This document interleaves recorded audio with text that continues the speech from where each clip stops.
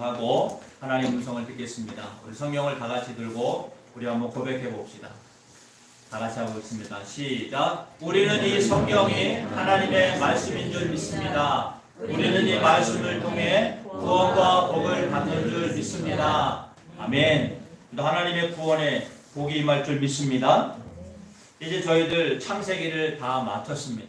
지난주에 창세기를 마치고 오늘은 이제 출애굽기입니다. 출애굽기는 우리가 아는 것처럼 애굽을 나왔다 이 말이죠. 출애굽. 근데 원래의 제목은요, 쉐모트라는 말입니다. 한번 따라해볼까요? 쉐모트. 쉐모트라는 말은 이름들이라는 뜻이에요. 이름들. 원래 출애굽기 히브리어 제목은 쉐모트입니다. 근데 왜 우리는 출애굽기로 번역했느냐? 내용이 애굽을 탈출해서 나가는 내용이 되게 강렬하고 그것이 능력으로 나타나기 때문에 출애굽기라고 번역을 한 거예요. 원래 제목은 뭐라고요? 쉐모트. 이름들. 그래서 출애굽기에는 많은 이름이 나옵니다. 하나님은 우리 각자의 이름을 부르십니다. 우리의 이름을 다 아시고 불러내셔서 너희들은 결국 하나다. 한번 따라해볼까요? 하나다. 하나임을 알려주는 책. 그게 바로 출애굽기입니다. 그래서 여러분들이 이번 출애굽기 말씀을 통해서 우리는 각자의 이름이 각각 있지만 그 이름들이 하나로 모이면 그것은 바로 하나님의 뜻과 나라가 됩니다. 그래서 여러분, 성경의 궁극적인 목적은 뭡니까? 하나님이 말씀을 주는 건 뭡니까? 너와 내가 각자가 아니라 따로따로가 아니라 하나다. 하나임을 기억해라. 그래서 이번 주간은 오늘은 특별히 우리 안에 있는 것을 하나님이 밝혀주십니다. 네 손에 있는 것이 무엇이냐? 주님은 모세에게 묻습니다. 근데 우리에게 똑같이 물어요. 네 손에 있는 것. 한번 제목 같이 해볼까요? 내 손에 있는 것. 내 손에 뭐가 있냐? 주님은 물어보십니다. 여러분, 하나님이 여러분에게 무엇을 주셨는지 진짜 내 손 안에 뭐가 있는지 오늘 발견하시고 그 발견한 삶을 능력으로 사시기를 주의 이름으로 축복합니다. 출애굽기 1장에 보면 이스라엘 민족이 애굽 땅에 들어와서 거기서 생육하고 번성하고 성장하고 많이 충만하게 되니까 애굽의 새 왕이 일어나서 이스라엘 민족을 박해를 합니다. 왜? 이들이 점점 수가 많아지면 우리가 오히려 살 수 없겠다. 그래서 이집트 사람인 애굽 왕이 이스라엘 사람들을 노예로 삼습니다. 몇 년 동안요? 430년 동안. 그러니까 노예가 되니까 이스라엘 민족이 죽겠는 거예요. 하나님, 우리가 노예로 지금 430년째 살고 있습니다. 우리를 좀 불쌍히, 궁혈히 우리 좀 살려주십시오. 그러니까 하나님이 누구를 보내십니까? 우리가 잘 아는 모세를 보내십니다. 모세. 근데 여러분, 모세라는 이름을 거꾸로 발음하면 하셴이 됩니다. 한번 따라해볼까요? 하셴. 하셴이라는 말은 그 이름이라는 뜻이에요. 그 이름. 아까 이름이 뭐라고 그랬죠? 쉐모트. 그래서 쉐모트라는 말은 복수라는 말입니다. 이름들 단수는 하셴이라고 해요. 그 이름. 근데 여러분, 하나님을 우리가 하셴이라고 부르는 거 아시죠? 이스라엘 사람들은 하나님의 이름을 여호와를 절대로 부르지 않습니다. 마치 아버지의 이름 우리가 안 부르는 것처럼 그들도 여호와라는 이름을 절대로 부르지 않아요. 그들은 주로 뭐라고 부르느냐? 하셴이라고 불러요. 하셴, 그 이름. 예수 그리스도. 그래서 신약에서는 그 이름이 바로 예수님으로 나타납니다. 하나님이 우리에게 보여주고 싶은 건 뭐냐? 이제 그 이름을 알려주시겠다는 거예요. 그래서 출애굽기는 하나님이 우리 속에 있는 모든 상처, 아픔, 자아 이런 것들을 다 깨뜨려서 너희들이 이제는 진짜 하나님의 이름 안에 하나로 들어와라. 그 하셴, 그 하나님의 그 이름 안에 들어와라. 이것을 출애굽기에서 말씀하려고 한다는 것이에요. 창세기에서는 하나님의 이름이 나타나지 않습니다. 그래서 야곱이 바단 아람에서 돌아와가지고 야복강에서 하나님과 씨름하다가 환도뼈가 부러지자 하나님께 묻잖아요. 당신의 이름이 무엇입니까? 근데 하나님 뭐라고 말씀하십니까? 네가 왜 내 이름을 알려고 하느냐? 이름을 안 가르쳐 주셔요. 근데 출애굽기 오면 그 이름을 알려주십니다. 누가 물어보죠? 모세가 하나님께 물어봐요. 당신의 이름이 무엇입니까? 그래서 출애굽기 3장 14절에 그 유명한 말씀, 나는 스스로 있는 자니라. 하나님의 이름 여호와를 알려주세요. 내 이름은 스스로 있는 자니라. 우리말은 그렇게 번역했는데 원래 예히르, 아쉐르, 예히르, 이 스스로 있는 자라는 말은 나는 있는 것을 있게 하는 자, 이런 뜻입니다. 하나님은 있는 것을 있게 하신 분이라는 거예요.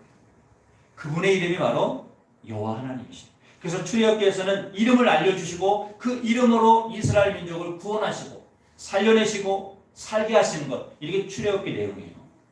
하나님은 우리들의 이름을 기억하십니다. 그래서 우리도 이제는 하나님의 이름을 기억할 뿐만 아니라 그분의 이름을 의지해서 살라는 것, 이게 바로 출애굽기가 우리에게 말씀하고 싶은 겁니다. 여러분 각자의 이름이 다 있습니다. 우리가 이름을 몰라서 그렇지 이름은 다 있어요. 들풀들도 이름이 다 있습니다. 그러면 여러분들의 이름은 왜 지어주셨습니까? 부모님이 여러분들에게 왜 이름을 지어주시죠? 이름대로 뭐 하라고요? 살아가라고. 그 이름대로 살아가라. 그래서 개똥이, 소똥이, 말똥이라고 짓는 부모는 없어요. 우리 아들이, 우리 딸이 최소한 그 이름대로 빛을 내며 살아가도록. 그래서 저희 아버지는 제 이름을 경엽이라고 지어요. 사실 제 이름 발음하기 좀 어려워요. 그리고 어릴 때 친구들이 경업아, 경업아 이렇게 불렀어요. 사실은 경엽인데요. 발음을 못해요, 제 친구들이. 제 이름을 경엽이라고 한 이유가 뭘까? 커서 알았어요. 별 경자에 빛나려. 너는 별처럼 빛나는 인생을 살아라. 그래서 아버지 그렇게 이름을 지어주십니다. 굉장히 좋은 이름입니다. 여러분, 여러분의 이름을 다 지으신 부모님의 목적과 뜻이 있는 줄 믿습니다. 중요한 건 그 이름대로 사는 거예요. 그 이름대로 살지 못하면 그 이름이 가치가 없는 거예요. 우리 속담에 유명한 말이 있죠. 호랑이는 죽어서 뭘 남깁니까? 가죽을 남기고, 사람은 죽어서 이름을 남긴다고 했어요.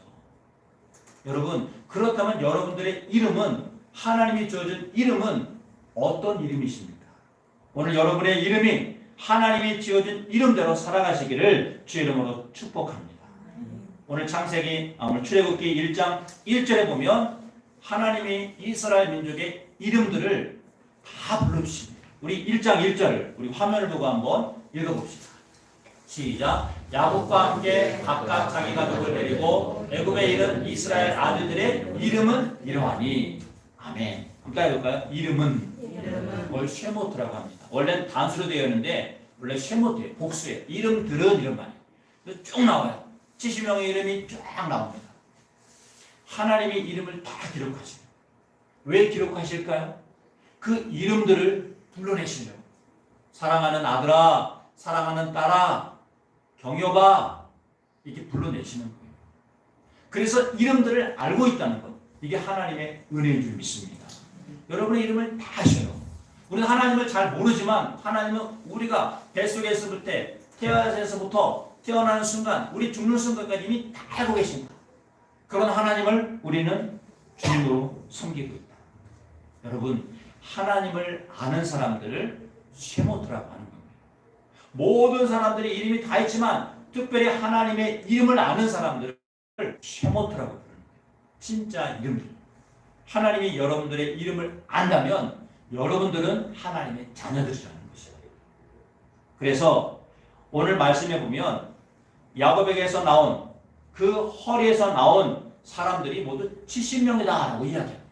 우리 1장 5절도 한번 읽어봅시다.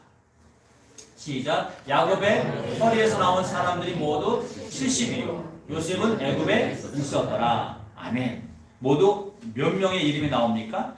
70명의 이름이 나와요. 근데 여러분 70명이 430년 지나면 몇 명으로 번성합니까? 남자만 60만 명. 그래서 대략 여자, 아이, 노인 합치면 약 200만 명이 될 것이다. 학자들은 그렇게 봐요. 그러면 70명이 200만 명으로 불어난 거, 이거 얼마나 위대한 하나님의 역사입니까?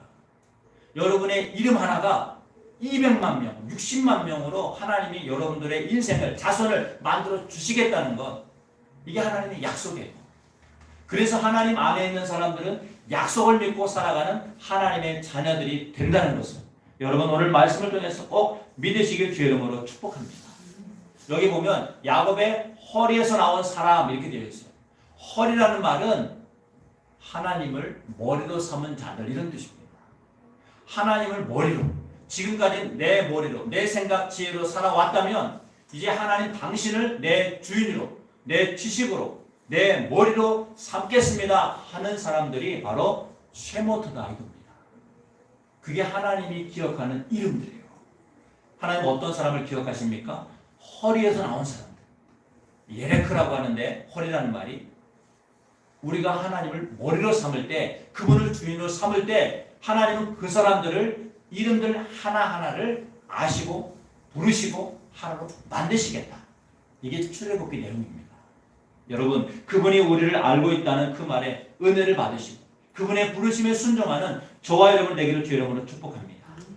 근데 그들이 애굽에 갔더니 노예로 돼버렸어요. 새 왕이 일어났습니다. 새 왕이 일어나서 그들을 노예로 삼습니다. 그때 하나님이 모세를 보내셔요. 모세를 보내셔서 그들을 건져내시려고. 하나님의 계획은 위대하시죠. 여러분 모세를 또 한번 여러분 읽어보세요. 시간 없으니까 다 말씀 못하지만 모세는 유대인이잖아요. 레위 지파의 아들이란 말이에요. 근데 그 모세가 애굽의 왕자가 되어서 왕위를 계승하려고 했다가 그만 쫓겨나서 양치기로 전락하잖아요. 그래서 80세 노인에 대해서 하나님이 그때 부르잖아요. 모세를. 왜? 쓰시려고. 뭘로 쓰려고? 쉐모트, 이름으로 쓰려고. 당신의 이름을 대행하는 하나님의 사람으로 쓰려고 모세를 부르시는 거예요. 모세를 부르셔서 너 애굽에 가서 저들을 건져와라 명령을 내립니다. 근데 모세가 나 못하겠습니다. 내가 저들에게 가면 저들이 내가 하나님께 보냈다는 증거가 뭐가 있습니까? 저들은 나를 안 믿을 겁니다. 하나님 나를 보내봐야 저들은 믿지 않습니다. 모세가 하나님에 대해서 오히려 부정을 해버려요. 우리 3장 10절을 같이 한번 읽어봅시다.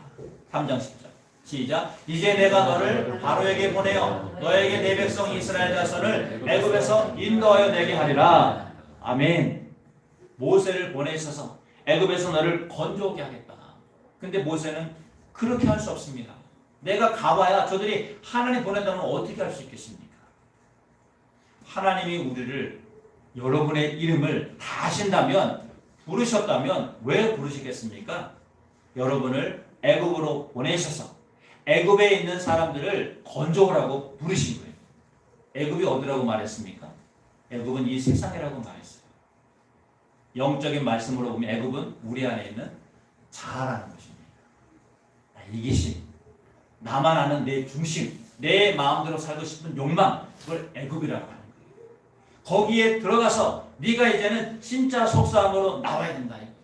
진짜 그 수많은 감정들, 너의 성품들, 너의 마음들, 너의 생각들 그걸 다 데리고 나와서 진짜 너의 속사람이 하나님의 사람으로 회복되어야 된다. 그래서 우리를 애굽으로 보내신 겁니다. 문자적으로 말하면 이 세상에서 보내서 불신자들을 데려오라고 말한 거지만 영적인 말은 여러분 안에 있는 이기심, 자아, 욕망에서 나오라 이 말이에요. 혼자 나오지 말고 네 안에 있는 진짜 그 613가지나 되는 성품들을 데리고 다 나오라. 어디서 나오라고요? 애굽에서.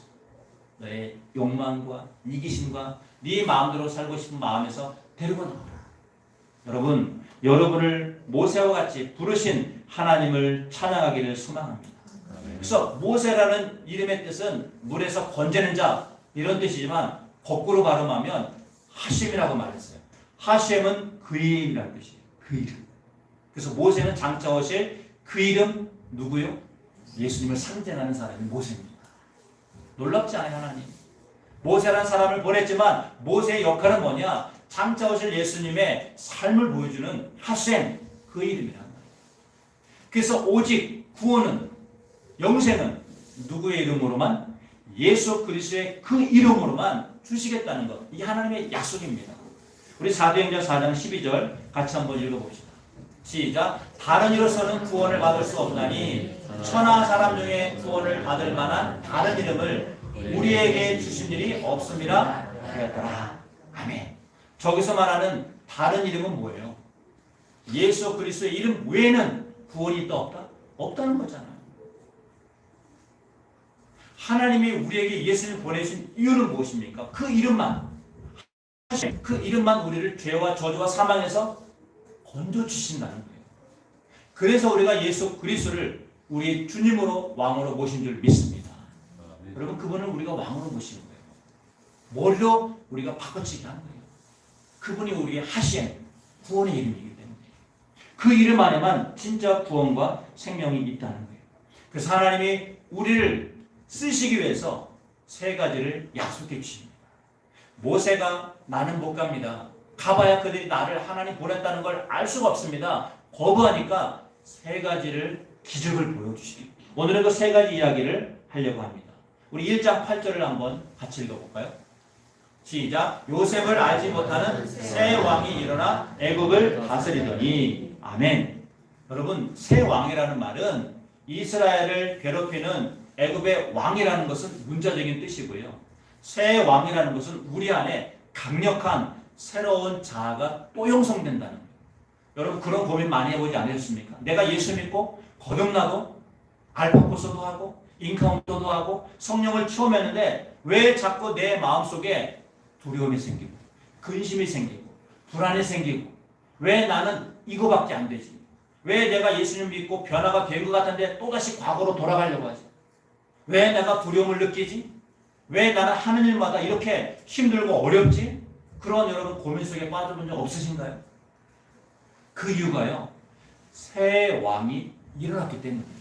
우리 안에서 새로운 자아가 또 나온다는 거예요. 제가 늘 말씀하잖아요. 예수 믿으면 바로 왜 천국에 안 가냐면 바로 천국에 가서는 하나님이 우리를 쓸 수가 없어요. 왜? 그 본성 그대로 남아있거든요. 성질 부르는 사람, 욕하는 사람, 짜증내는 사람, 시기하는 사람, 그들이 예수 믿고 거듭났다고 해서 성품이 바뀌는 게 아닙니다. 신분이 바뀐 거지 성품이 바뀐 게 아니에요. 근데 우리는 성품이 바뀐 걸 착각하고 있어요. 하나님은 우리의 성품이 바뀌기를 원하십니다. 마음이 바뀌기를 원하시는 거예요. 우리가 하나님의 자녀라는 것은 분명히 믿습니다. 우리가 확신합니다. 이건 성경의 약속이에요. 근데 자녀가 되었습니다. 근데 성품도 바뀌나요? 그냥 바뀌는 게 아니라 훈련을 통해서 바뀐다는 거예요. 사람을 키워봐도 그렇잖아요. 사람이 태어나는 순간 성품이 완전한 사람으로 되는 게 아니라 그게 10년, 20년, 30년, 어떤 사람은 40년, 50년 지나가도 입에서 XX 땡땡이 나오는 사람이 지금도 많다 적다? 지금도 많아요. 가끔 여기 아래 술집 있는데 어르신들이 밥 먹고 술 드시고 나오면 60, 70대 분들이 X 땡땡 하면서 얘기를 하더라고요. 야, 저 나이가 돼도 그 어릴 때 본성이 그대로 나와. 물론 친근하니까 부르겠죠. 그렇죠? 친한 친구들. 근데 듣는 사람이 너무 불편하는 거예요. 그 어르신들이 그 어른들. 성품이 안 바뀌면요. 나이가 아무리 들어도 건강한 성인이 되어도 성품이 변하지 않으면 어릴 때의 본성 그대로가 남아있다는 것입니다. 그래서 하나님이 우리를 쓰기 위해서는 새 왕의 핍박을 그것을 견디라고 말씀하시는 거예요. 새 왕이 뭡니까? 여러분 우리 안에 강력한 자아를 새 왕이라고 하는 거예요. 새 왕이 일어나서 이스라엘 민족을 핍박합니다. 어떻게 합니까? 하나님이 그들의 아픔과 고통을 들으시고 모세를 보내시는 거예요. 근데 모세는 뭐라고 말하죠? 우리 4장 1절 한번 읽어볼까요? 4장 1절 모세가 대답하여 이르되 그러나 그들이 나를 듣지 아니하며 내 말을 듣지 아니하고 이르기를 여호와께서 내게 나타나지 아니하셨다 하리이다. 아멘. 모세가 저렇게 말하는 거예요. 주님 내가 가긴 가겠지만 그들이 나를 안 믿으면 어떡합니까? 하나님이 보냈다고 하는 증거가 없는데 그들이 나를 안 믿을 것입니다. 나를 보내봐야 소용없습니다. 우리는 그렇게 말해요. 주님 내가 예수 믿고 인카운터도 하고 성령도 체험하고 신앙도 오래 생활하고 정말 열심히 봉사했는데 내 본성은 그대로 남아있어요. 왜 안 변하죠? 결국 안 변하는 거 아니에요. 예수님도 내 안에 있는 능력, 내 안에 있는 어떤 성품 그거 건드리지 못하는 거 아닙니까? 나는 그냥 이대로 살래요. 내버려 두세요. 우리가 그런 마음으로 하나님께 나올 때가 있다는 거예요. 그냥 편하게 살겠습니다. 뭐 제자 훈련 받는다고 뭐 새벽에 나오라고 말씀 들으라고 공부하라고 이런 거 나는 그냥 다 필요 없고 그냥 예배만 드리겠습니다. 내가 살아보니까 안 변하는 것 같아요. 우리가 그런 생각을 가질 수 있다는 거예요. 그때 하나님이 말씀하십니다. 내가 너를 반드시 변한다는 것을 보여주겠다. 우리가 반드시 변하지 않으면 약속의 땅도 하나님 나라도 죄송하지만 들어갈 수 없습니다. 하나님은 변화된 성품을 원하시는 거예요. 진짜 예수님의 성품을 닮은 사람들을 만들어내기를 원하시는 거예요. 이거를 바로 고난이라고 하는 거예요. 사랑하는 성도 여러분, 이번 주간은 종료주일입니다. 1년에 한 번 하는 종료주일, 고난주간. 그래서 매년 저희들이 예수 행적 찾기를 해왔어요.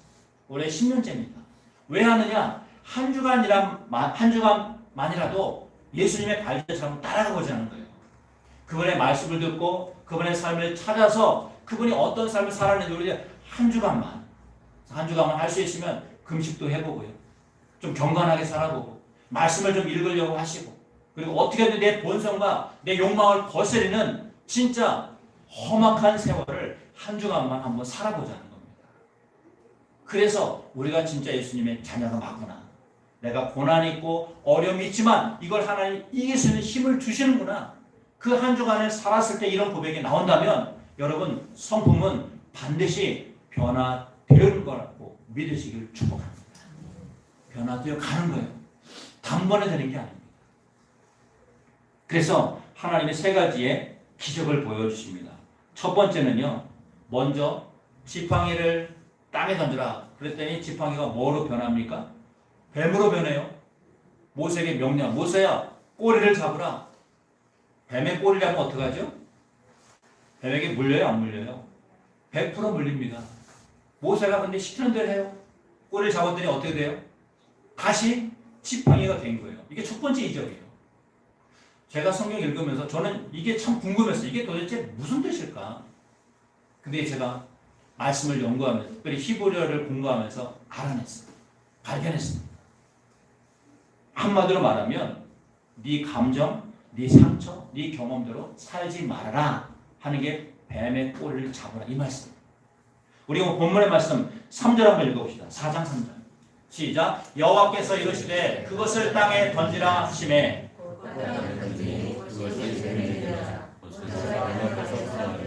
아멘. 지팡이를 던졌더니 뭐가 됐다고요?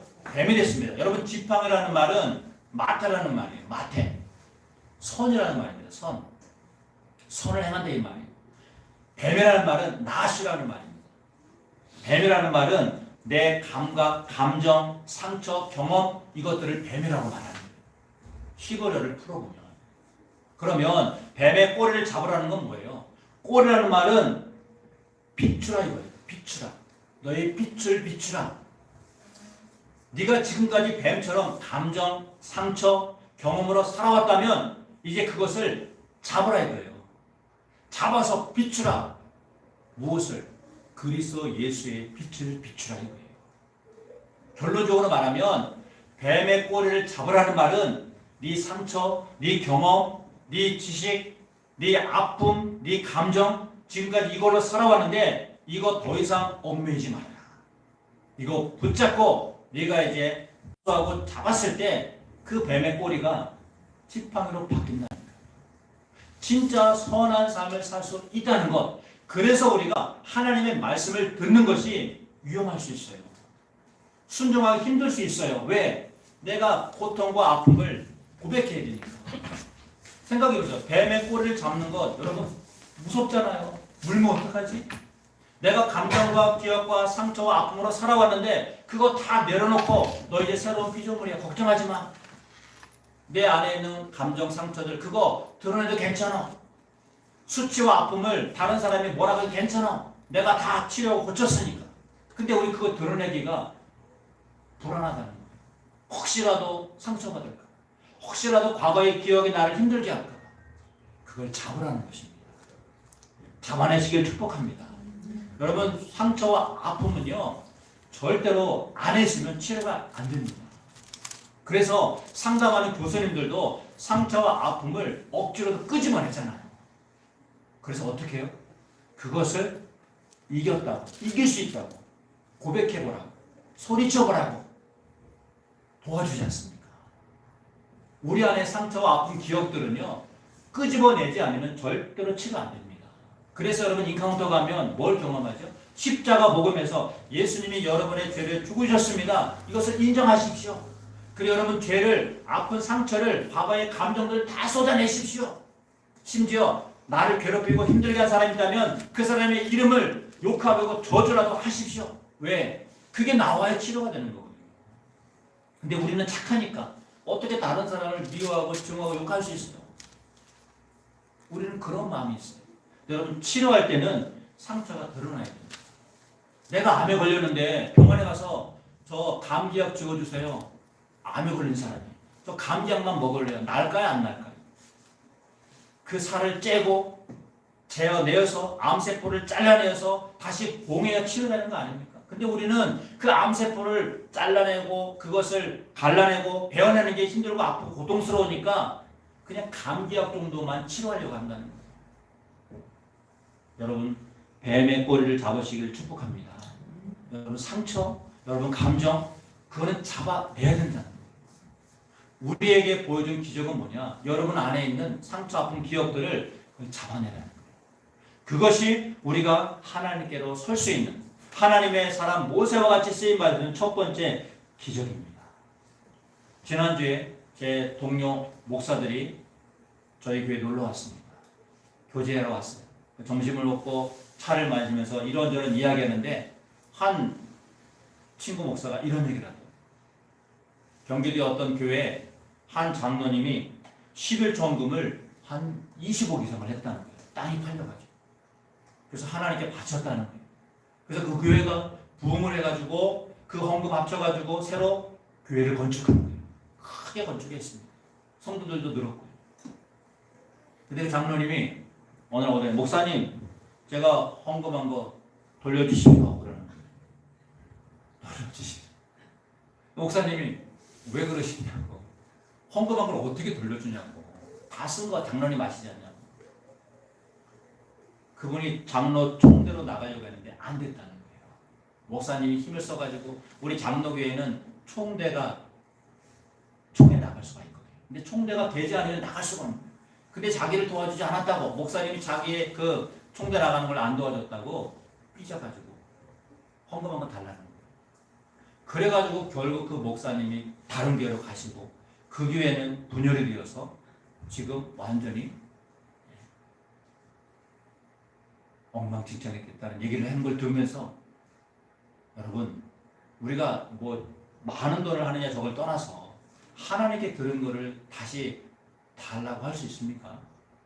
그 돈이 큰 돈이든 작은 돈이든 어떻게 번 돈이든 하나님께 들은 거를 다시 받아가지고 그 동기와 그 마음이 자기가 청도가 안 됐다는 이유 그게 뭐예요?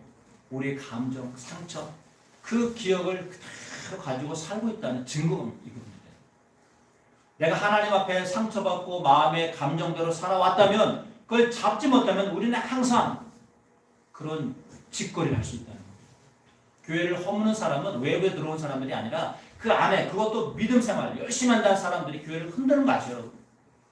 진짜 교회에 흔드는 것은 밖에 있는 게 아니에요. 주로 외부에서. 그래서 여러분들이 내 성품, 내 감정, 내 상처를 치료하지 않으면 우리는 어느 순간 그것이 사단이 유혹해서 그것이 드러날 때 우리도 이러한 일을 할 수 있다는 것입니다. 사랑하는 성도 여러분, 여러분 안에 뱀을 잡아내시기를, 뱀의 꼬리를 잡으셔서 시퍼리로 선한 삶을 살아가시기를 주의 이름으로 축복합니다. 두 번째는요, 하나님이 기적을 보여줍니다. 모세야, 네 손을 품 안에 넣어라. 품 안에 넣더니 손에 뭐가 생겼습니까? 우리 6절 같이 한번 읽어봅시다. 6절입니다. 그 다음이요.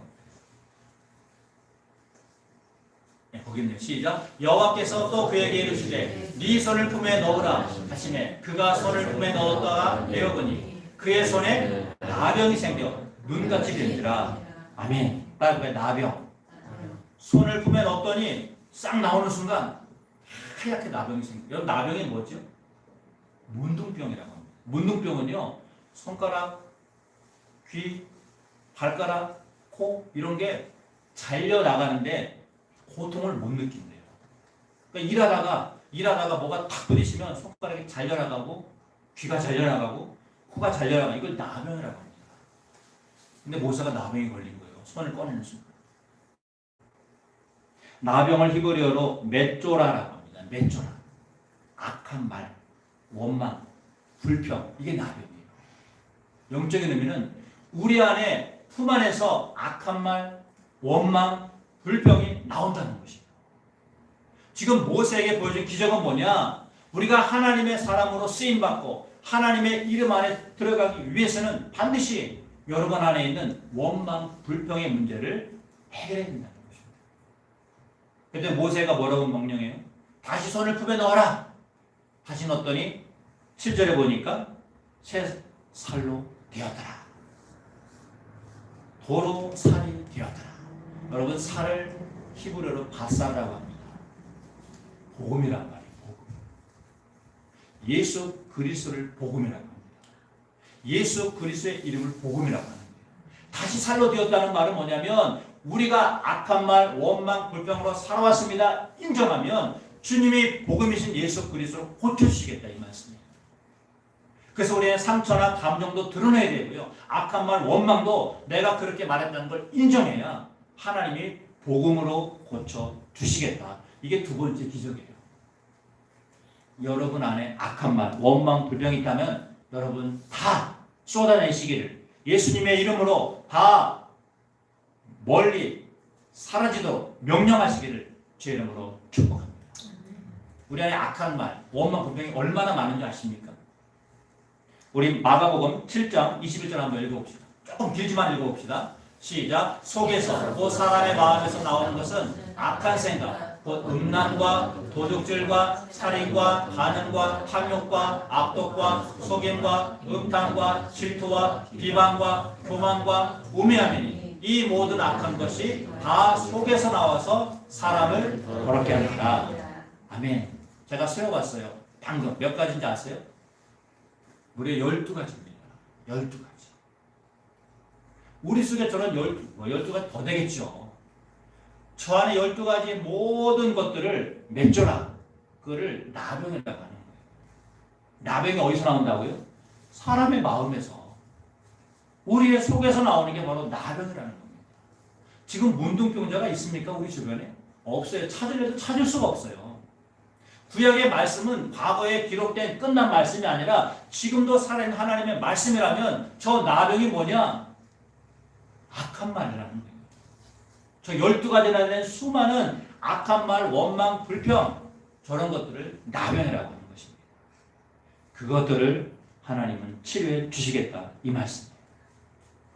민수기 14장에 가보면 이스라엘 민족이 가나안 땅에 정탐꾼으로 12명이 보내봤습니다. 그리고 40일 지나서 12명 중에 10명은 우리가 저 땅에 들어갈 수 있다 없다? 없다. 우리는 메뚜기 같고 저들은 거인 같다. 안악자손이 사는 것 같다. 하나님 말씀을 부정합니다. 그때 하나님의 말씀이 뭐죠? 내가 니들이 말한 대로 해주겠다. 못 들어간다고 했으니까 너희들 들어가지 못한다. 거기서 죽임을 당해요. 그리고 무려 40년 동안 광야에서 생활을 합니다. 뭐 때문에? 나병 때문에. 원망 불평하는 거예요. 주님 우리가 죽게 됐습니다. 당신 때문에 여기까지 나왔는데 우리 다 죽게 됐습니다. 계속 나병 짓거리 하는 거예요. 하나님 어떻게 해요? 그래 네 말대로 해줄게. 여호수아 갈렙을 뺀 10명은 다 죽는다는 거예요. 약속의 땅에 들어가려면 반드시 여러분 나병을 해결해야 됩니다. 악한 말, 원망, 불평 여러분 그거 다 버리시길 축복합니다. 다 사라져버리고 그게 두 번째 기적입니다. 하나님이 우리에게 보내시려면 나병을 처리해야 합니다. 그리고 세 번째는요 9절에 있습니다. 우리 9절도 같이 한번 읽어봅시다. 시작. 그들이 이 두 이적을 믿지 아니하며 네 말을 듣지 아니하거든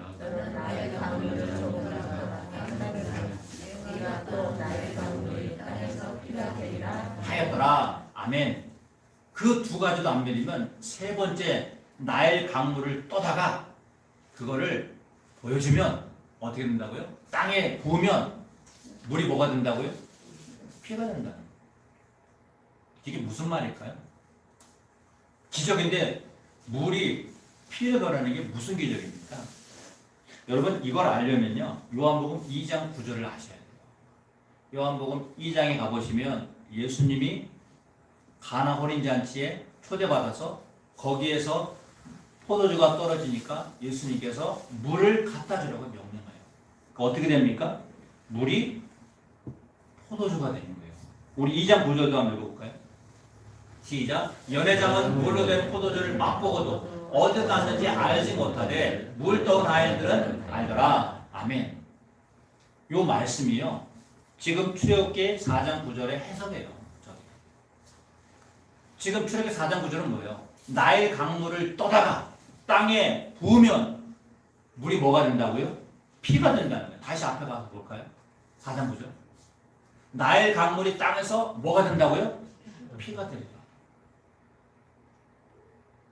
물은 뭐고 피는 뭡니까? 물은 진리라고 말합니다. 진리. 피는 뭐죠? 피는 반가면서 반망한다. 그래서 그 피를 속이지 못한다.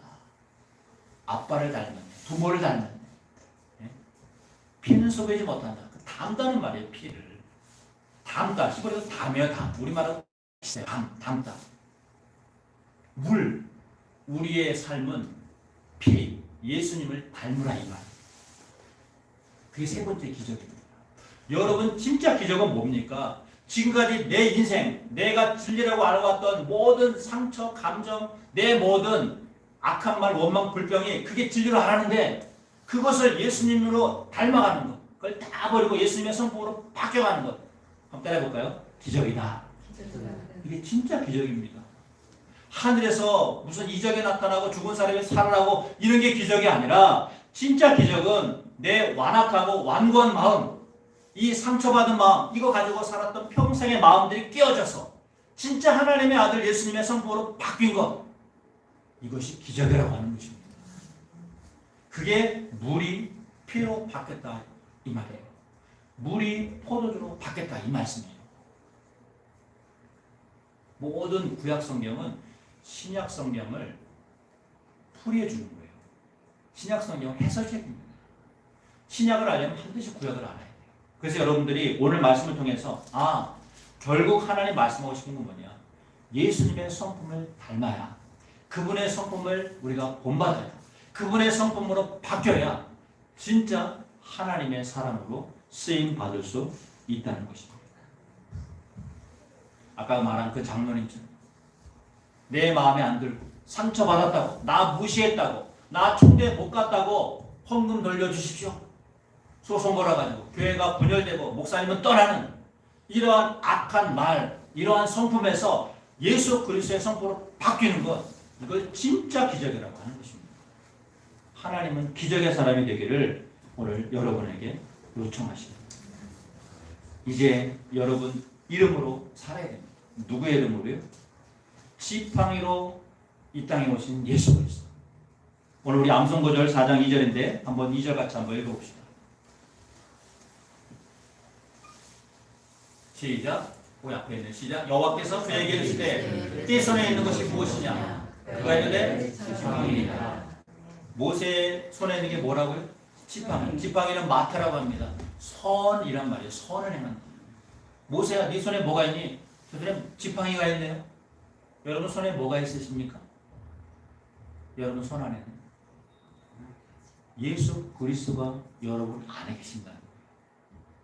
여러분 손 안에, 여러분 마음속에 선의 본질이신, 선을 가장 완벽하게 행하신 예수 그리스도가 여러분 안에 계신다는 것, 여러분 이거 믿으시라는 거예요.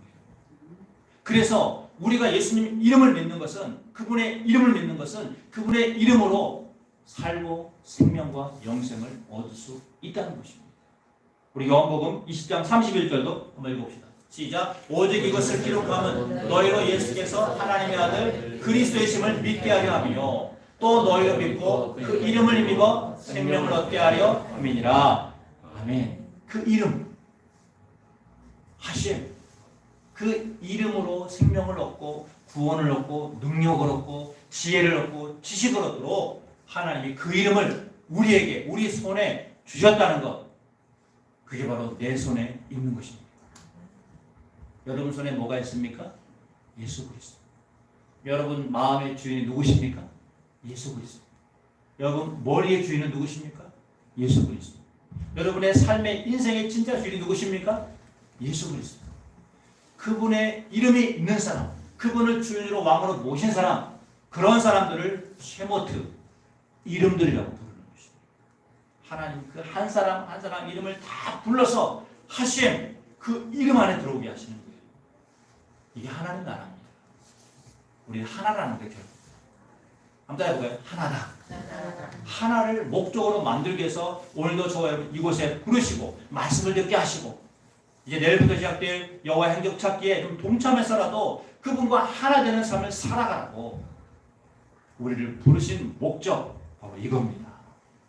하나님을 찬양하래. 하나다. 이사야 43장 21절 우리 한번 읽어봅시다. 이 백성은 내가 나를 위하여 지었나니 나를 찬송하게 하려 함이라. 아멘.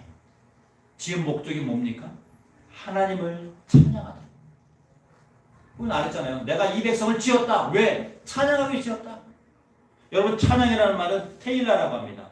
테일라라는 말은 십자가에서 훈련받아서 완성한다 이 말이에요. 십자가에서 훈련받아서 완성한다. 뭐를? 우리의 이름들. 하나님의 하심으로 하나로 완성하는 걸 찬양이라고 하는 겁니다. 우리는 그냥 입으로 찬양하지만 영적인 뜻은요, 여러분들이 하나님의 이름인 예수 그리스도를 통해서 십자가의 삶으로 훈련받았을 때 진정한 완성, 온전함, 하나됨이 일어난다는 것입니다. 그래서 이런 삶을 우리는 레시모라고 합니다. 그 이름을 위하여. 레시모. 레시모. 레라는 말은 뭐뭘 위하여라는 뜻입니다. 쉐몬 이름이라고 했잖아요. 레시모, 그 이름을 위하여. 지난주 작년의 제목이 그 이름을 위하여라고 제가 제목을 정했어요. 여러분 결국 우리의 목적은 뭐라고요? 그 이름을 위하여 사는 거예요. 인생의 궁극적인 목적은 뭐냐? 내가 사는 이유는 뭐냐? 레시모라는 거예요. 나는 그 이름을 위해 살겠습니다. 그 이름 예수 그리스도. 여러분 레시모, 그분의 이름으로 살아가시기를 주의 이름으로 축복합니다. 그분 이름 안에 구원과 생명과 지혜와 모든 보물 보화가 있다는 걸 믿으시고 그분의 이름에 영광을 드리는 저와 여러분 되기를 주의 이름으로 축복합니다.